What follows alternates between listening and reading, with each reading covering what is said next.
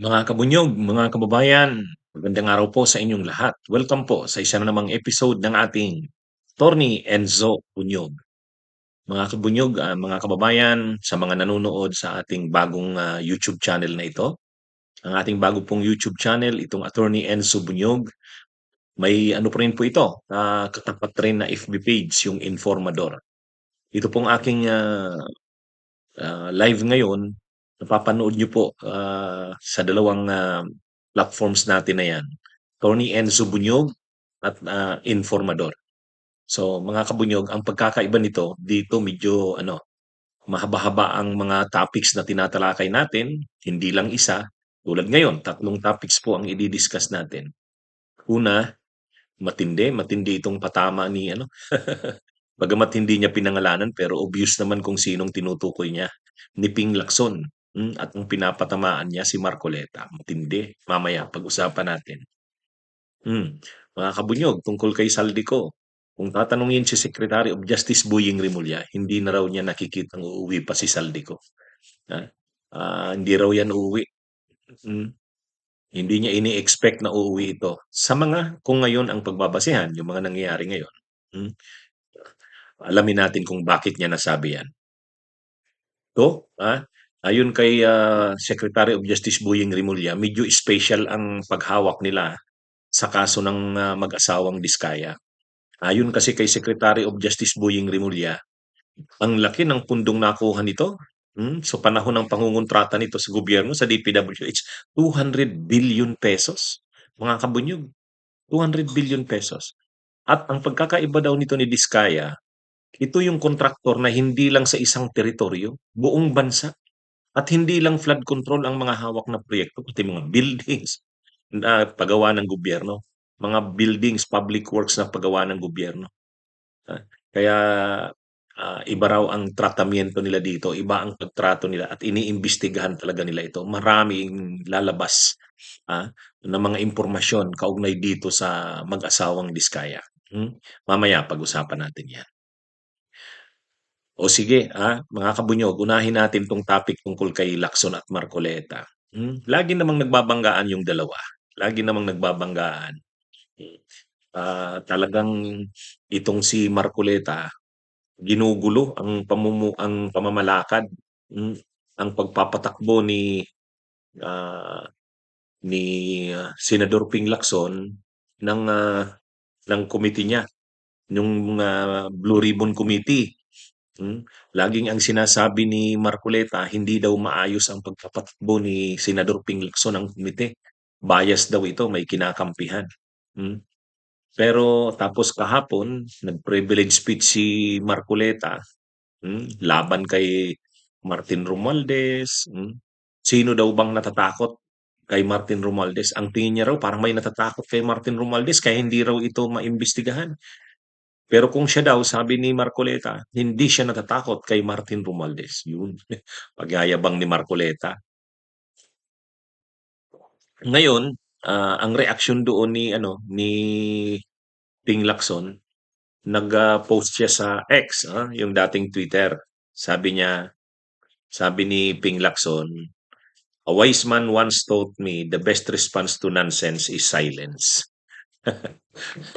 At mayroon siya kasing ang sabi pa ni Ping Lacson, mga kabunyog, hindi niya pinangalanan kung sino, pero kayo alam niyo naman kung sinong tinutukoy niya. He is overly vocal, boastful or aggressive, so he can create an image of strength through noise. May tinutukoy siyang senador na nagkokomentaryo daw sa kanya, pero ayaw niya na daw na tulan. Kasi ito daw senador na ito ay overly vocal, boastful or aggressive. Hmm.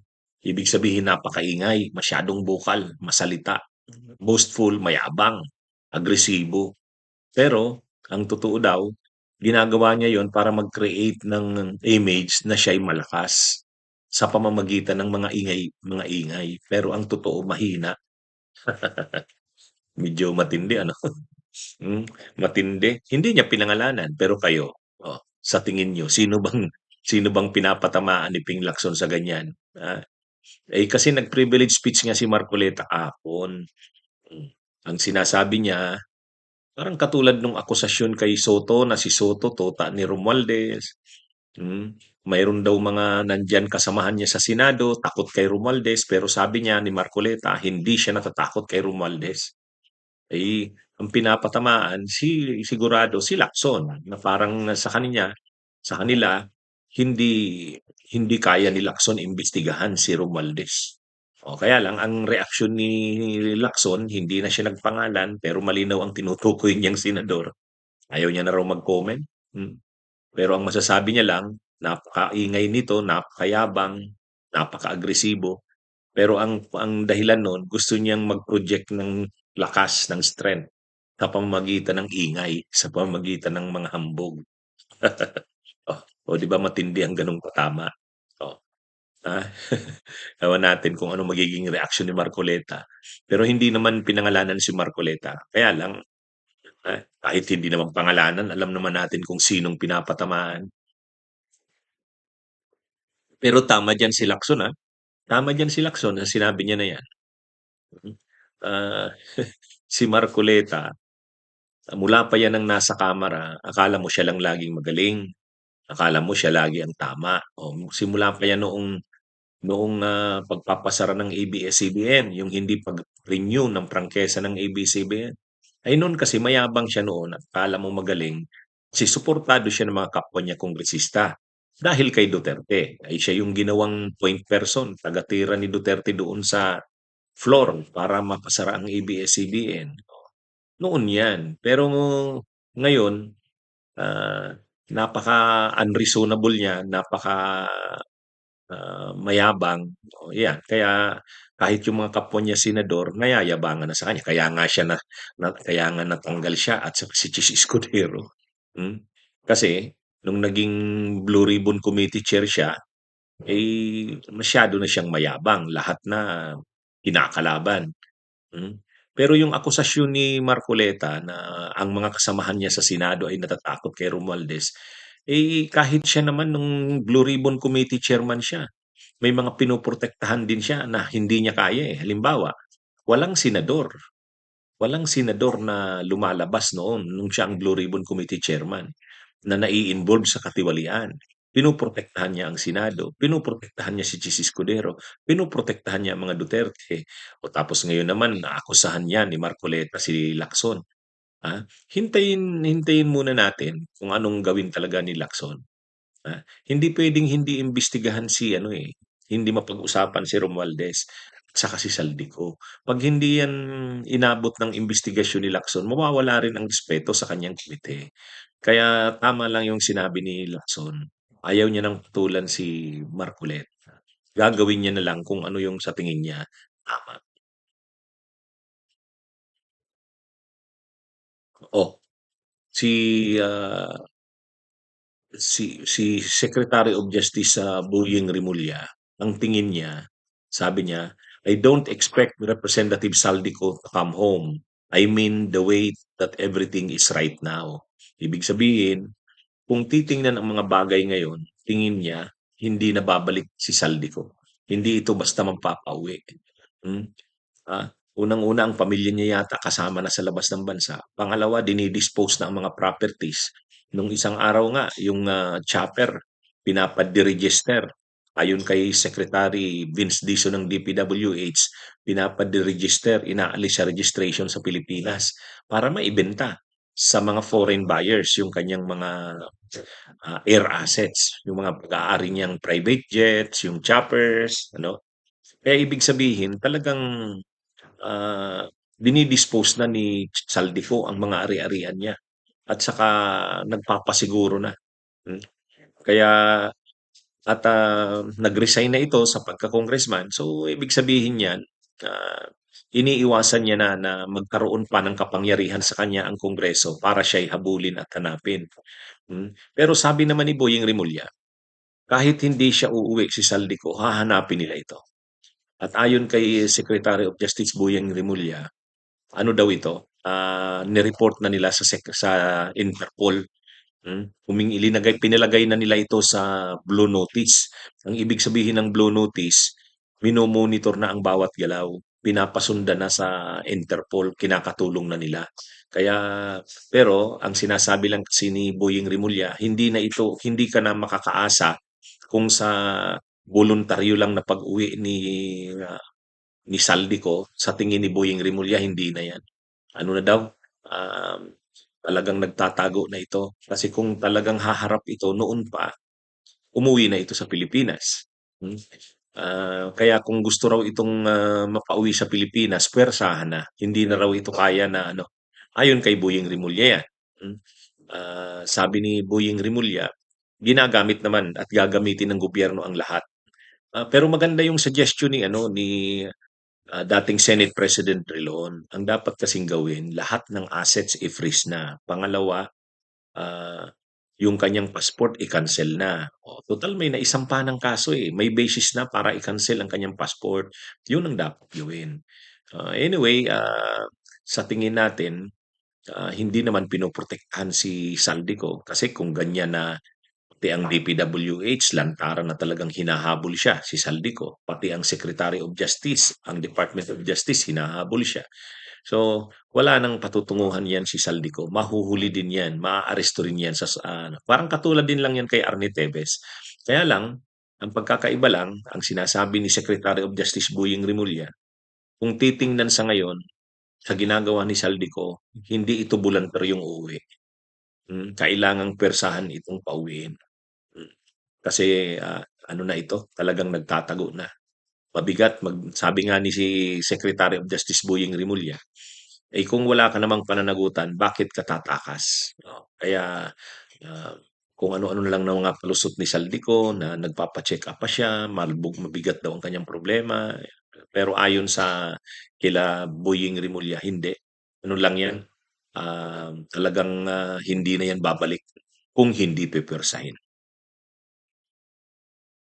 Mga kabunyog, mga kababayan, itong mag-asawang Diskaya ayon kay Boyeng Rimulya, kailangan talaga ito ng special na atensyon, focus.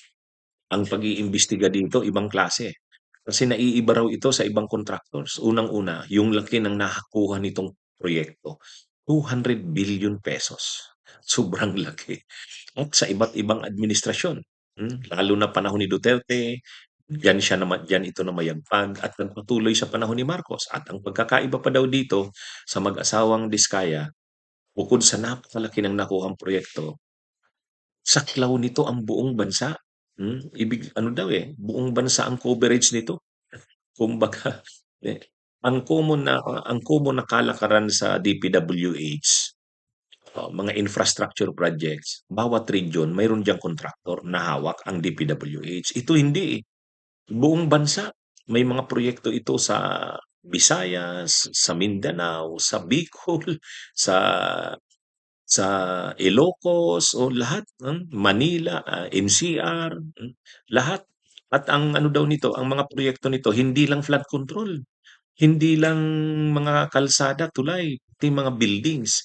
Oo nga naman, maalala natin, eh, 'di ba yung controversial na yung sa ano, Film Heritage ba yun, building na pinagawa ng gobyerno na binisit mismo ni Lisa Araneta na ano, hindi kumbinsido si Lisa Araneta at saka si Yussi Claire Castro dahil nagka-crack at saka tumutulo. O yun, hindi flood control yun, hindi rin yun kalsada, building yun. Sa Bicol nga mayroon dong ginagawang parang ano, um, ah, flyover ba yun? Pero hindi natapos, kay Diskaya rin pala yun.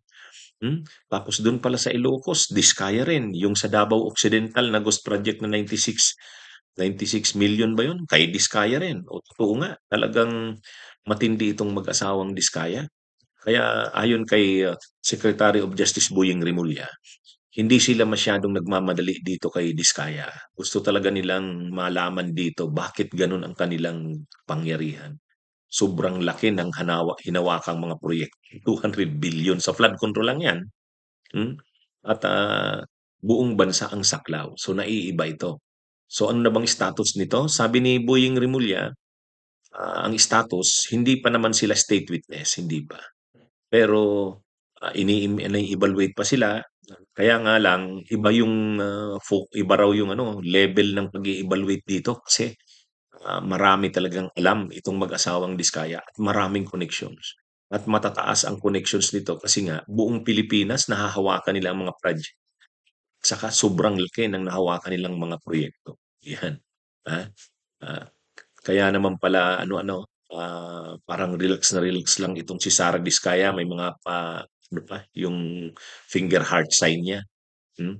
Kaya ano, pero ayon kay Boyeng Rimulya, hindi pa ito state witness, ini-evaluate nila pero marami daw silang makukuhang impormasyon dito.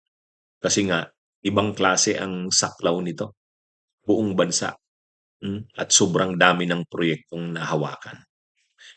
Okay, so mga kabunyog, mga kababayan, ito ang ating Attorney Enzo Bunyog.